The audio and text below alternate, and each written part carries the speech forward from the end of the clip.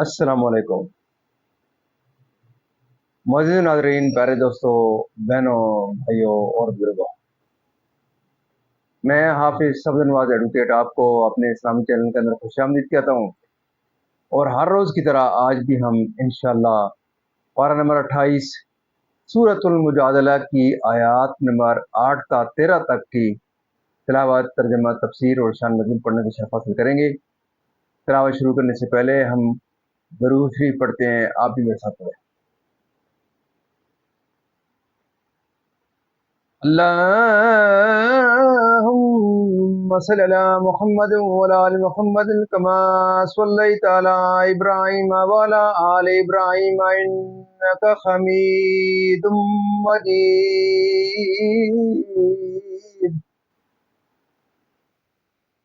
अल्लाहुम्मा बारिक अला मुहम्मद व अला आलि मुहम्मद कमा बारकता अला इब्राहीम व अला आलि इब्राहीम इन्नका हमीदुम मजीद। अम्मा बाद फ़अऊज़ु बिल्लाहि मिनश शैतानिर रजीम। बिस्मिल्लाहिर रहमानिर रहीम।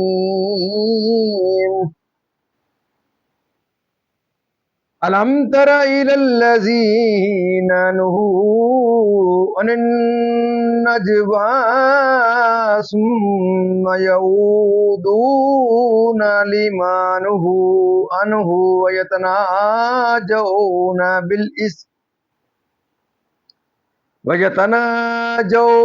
बिल इस्मि वल उद्वानी व मासियतिर रसूली व इज़ा जाऊका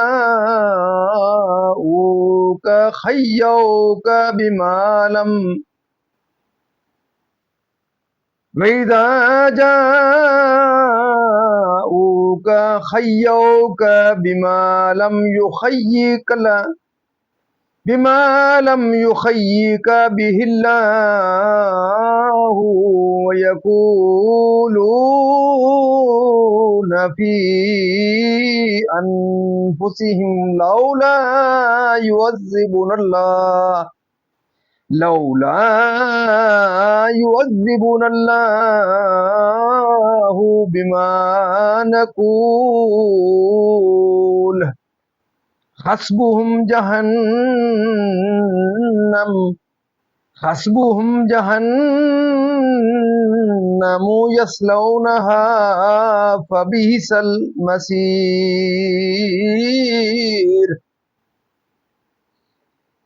या अय्युहल्लज़ीना आमनू इज़ा तनाजयतुम फला ततनाजौ बिल इस्मि वल उद्वानी व मासियतिर रसूली व तनाजौ बिल बिर्रि वत्तक़वा वत्तकुल्लाहल्लज़ी इलैहि तुहशरून।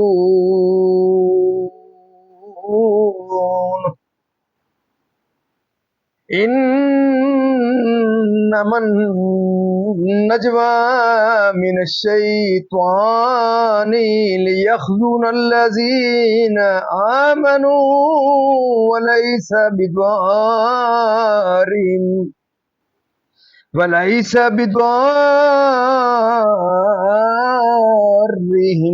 शैअन इल्ला बिइज़्निल्लाह व अलल्लाहि फल्यतवक्कलिल मुमिनून। व अलल्लाहि फल्यतवक्कलिल मुमिनून। या अय्युहल्लज़ीना आमनू इज़ा क़ील लकुम तफ़स्सहू फ़िल मजालिसि फ़फ़्सहू यफ़्सहिल्लाहु लकुम व इज़ा क़ील अंशुज़ू फंशुज़ू وَإِذَا قِيلَ انشُزُوا فَانشُزُوا يَرْفَعِ اللَّهُ الَّذِينَ آمَنُوا مِنكُمْ والذين أوتوا العلم درجات والله بما تعملون خبير. يا أيها الذين آمنوا إذا ناجيتم الرسول فقدموا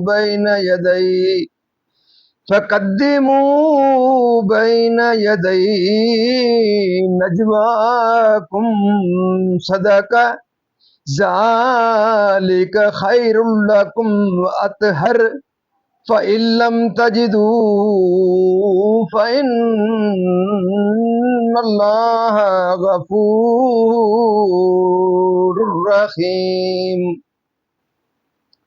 أَأَشْفَقْتُمْ أَن تُقَدِّمُوا بَيْنَ يَدَيْ نَجْوَاكُمْ صَدَقَاتٍ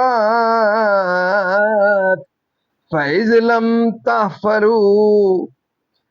لَمْ تَفْعَلُوا وَتَابَ اللَّهُ عَلَيْكُمْ فَأَقِيمُوا الصَّلَاةَ وَآتُوا الزَّكَاةَ وَأَطِيعُوا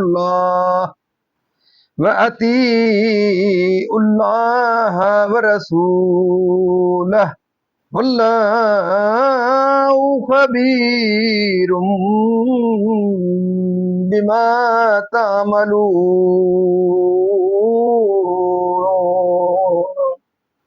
صدق اللہ العظیم.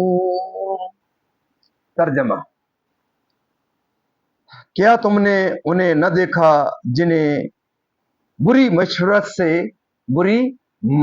سے منع فرمایا گیا، پھر وہی کرتے ہیں جس کی ممانعت ہوئی تھی، اور آپس میں گناہ اور حد سے بڑھنے اور رسول کی نافرمانی کے مشورے کرتے ہیں، اور جب تمہارے حضور حاضر ہوتے ہیں تو ان لفظوں سے تمہیں مجرہ کرتے ہیں جو لفظ اللہ نے تمہارے اعزاز میں نہ کہے، اور اپنے دلوں میں کہتے ہیں ہمیں اللہ عذاب کیوں نہیں کرتا. ہمارے اس کہنے پر انہیں جہنم بس ہے، اس میں دھسیں گے تو کیا ہی برا انجام. اے ایمان والو، تم جب آپس میں مشورت کرو تو گناہ اور حد سے بڑھنے اور رسول کی نافرمانی کی مشورت نہ کرو، اور نیکی اور پرہیزگاری کی مشورت کرو، اور اللہ سے ڈرو جس کی طرف اٹھائے جاؤ گے. وہ مشورت تو شیطانی کی طرف سے ہے، اس لیے کہ ایمان والوں کو رنج دے، اور وہ ان کا کچھ نہیں بگاڑ سکتا. بے حکم خدا کے اور مسلمانوں کو اللہ ہی پر بھروسہ چاہیے. اے ایمان والو، جب تم سے کہا جائے مجلسوں میں جگہ دو تو جگہ دو، اللہ تمہیں جگہ دے گا. اور جب کہا جائے اٹھ کھڑے ہو تو اٹھ کھڑے ہو، اللہ تمہارے ایمان والوں کے اور ان کی جن کو علم دیا گیا درجے بلند فرمائے گا، اور اللہ کو تمہارے کاموں کی خبر ہے. اے ایمان والو، جب تم رسول سے کوئی بات آہستہ عرض کرنا چاہو تو اپنی عرض سے پہلے کچھ صدقہ دے لو، یہ تمہارے لیے بہت بہتر اور بہت ستھرا ہے. پھر اگر تمہیں مقدور نہ ہو تو اللہ بخشنے والا مہربان ہے. کیا تم اس سے ڈرے کہ تم اپنی عرض سے پہلے کچھ صدقہ دو؟ پھر جب تم نے یہ نہ کیا اور اللہ نے اپنی مہر سے تم پر رجوع فرمائی تو نماز قائم رکھو اور زکوٰۃ دو، اور اللہ اور اس کے رسول کے فرما مردار رہو، اور اللہ تمہارے کاموں کو جانتا ہے. معزز ناظرین، یہاں تک اس کا ترجمہ اختتام پذیر ہوا. اب اس کی تفسیر تسلسل سے سیر. شان نزول آیت سے اس کو ملا کے پڑھتے ہیں تاکہ آپ کو صحیح سمجھ آئے. یعنی اللہ تعالیٰ یعنی 5 اور 3 اور اپنے علم و قدرت سے شان نزول. یہ آیت یہود اور منافقین کے حق میں نازل ہوئی جو آپس میں سرگوشیاں کرتے اور مسلمانوں کی طرف دیکھتے جاتے اور آنکھوں سے ان کی طرف اشارہ کرتے جاتے تاکہ مسلمان سمجھے کہ ان کے خلاف کوئی پوشیدہ بات ہے اور اس سے انہیں رنج ہو. ان کی اس حرکت سے مسلمانوں کو غم ہوتا تھا اور وہ کہتے تھے کہ شاید ان لوگوں کو ہمارے ان بھائیوں کی نسبت قتل یا ہزیمت کی کوئی خبر پہنچی جو جہاد میں گئے ہیں اور یہ اسی کے متعلق باتیں بناتے اور اشارے کرتے ہیں. جب یہ حرکات منافقین کے بہت زیادہ ہوئے اور مسلمانوں نے سید عالم صلی اللہ علیہ وسلم کے حضور میں اس کی شکایتیں کی تو سید عالم صلی اللہ علیہ وسلم نے سرگوشی کرنے والوں کو منع فرما دیا، لیکن وہ باز نہ آئے اور یہ حرکت کرتے ہی رہے. اس پر یہ آیت نازل ہوئی، گناہ اور حد سے بڑھنا یہ کہ مکاری کے ساتھ سرگوشیاں کر کے مسلمانوں کو رنج و غم میں ڈالتے ہیں اور رسول کریم صلی اللہ علیہ وسلم کی نافرمانی یہ کہ باوجود ممانعت کے باز نہیں آتے. اور یہ بھی کہا گیا ہے کہ ان میں ایک دوسرے کو رائے دیتے تھے کہ رسول کی نافرمانی کرو. یہود نبی کریم صلی اللہ علیہ وسلم کے پاس آتے تو السلام علیکہ کہتے، سام موت کو کہتے ہیں. نبی کریم صلی اللہ علیہ وسلم ان کے جواب میں علیکم فرما دیتے. اس سے ان کی مراد یہ تھی کہ حضرت نبی ہوتے تو ہماری اس گستاخی پر اللہ تعالیٰ ہمیں عذاب کرتا. اللہ تعالیٰ فرماتا ہے اور جو طریقہ یہود اور منافقین کا ہے اس سے پرہیز کرو جس میں گناہ اور حد سے بڑھنا اور رسول کریم صلی اللہ علیہ وسلم کی نافرمانی ہو، اور شیطان اپنے دوستوں کو اس پر ابھارتا ہے کہ اللہ پر بھروسہ کرنے والے ٹوٹے میں نہیں رہتے. شان نزول نبی کریم صلی اللہ علیہ وسلم بدر میں حاضر ہونے والے اصحاب کی عزت کرتے تھے. ایک روز چند بدری اصحاب ایسے وقت پہنچے جب کہ مجلس شریف بھر چکی تھی. انہوں نے حضور کے سامنے کھڑے ہو کر سلام عرض کیا. حضور نے جواب دیا. پھر انہوں نے حاضرین کو سلام کیا. انہوں نے جواب دیا. وہ اس انتظار میں کھڑے رہے کہ ان کے لیے مجلس میں جگہ کی جائے مگر کسی نے جگہ نہ دی. یہ سید عالم صلی اللہ علیہ وسلم کو گراں گزرا تو حضور نے اپنے قریب والوں کو اٹھا کر ان کے لیے جگہ کی. اٹھنے والوں کو اٹھنا شاک ہوا. اس پر یہ آیت نازل ہوئی، نماز یا جہاد کے یا اور کسی نیک کام کے لیے اور اسی میں داخل ہے تعظیم ذکر رسول اللہ صلی اللہ علیہ وسلم کے لیے کھڑے ہونا. اللہ اور اس کے رسول صلی اللہ علیہ وسلم کی اطاعت کے باعث کہ اس میں باز یابی بارگاہ رسالت پناہ صلی اللہ علیہ وسلم کی تعظیم اور فقراء کا نفع ہے. شان نزول سید عالم صلی اللہ علیہ وسلم کی بارگاہ میں جب اغنیاء نے عرض و معروض کا سلسلہ دراز کیا اور نوبت یہاں تک پہنچ گئی کہ فقراء کو اپنی عرض پیش کرنے کا موقع کم ملنے لگا تو عرض پیش کرنے والوں کو عرض پیش کرنے سے پہلے صدقہ دینے کا حکم دیا گیا اور اس حکم پر حضرت علی المرتضیٰ رضی اللہ تعالیٰ عنہ نے عمل کیا. 1 دینار صدقہ کر کے 10 مسائل دریافت کیے. عرض کیا یا رسول اللہ صلی اللہ علیہ وسلم وفا کیا ہے؟ فرمایا توحید اور توحید کی شہادت دینا. عرض کیا فساد کیا ہے؟ فرمایا کفر و شرک. عرض کیا حق کیا ہے؟ فرمایا اسلام و قرآن اور ولایت. جب تجھے ملے عرض کیا ہیلا کیا ہے یعنی تدبیر.